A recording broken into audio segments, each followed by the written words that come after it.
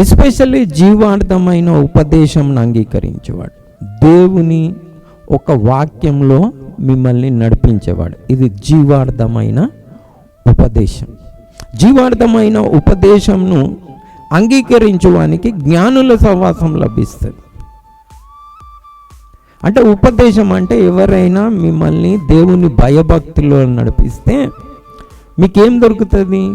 జ్ఞానుల సహవాసం దొరుకుతుంది. దేవుడు ఆటోమేటిక్గా ఏం చేస్తాడు?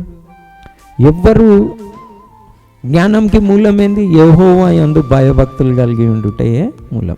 అంటే యెహోవా యందు భయభక్తులు గల వారిని మీకు సహవాసం ఇస్తాడు. ఎప్పుడు?